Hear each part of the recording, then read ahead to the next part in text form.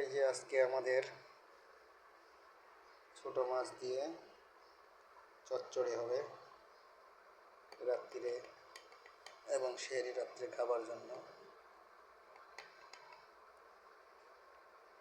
আপনাদের ভাবি রেডি করতেছে এগুলা করার জন্য।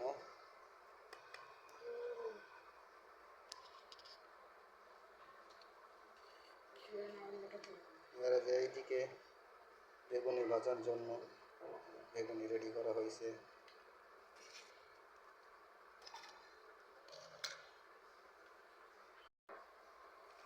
এখন ভালো করে মাখিয়ে নিব। যেহেতু ছোট মাছ সেজন্য ভালো করে মাখিয়ে নিব। তেলটা আমি এখন দিইনি, একটু পরে দেব।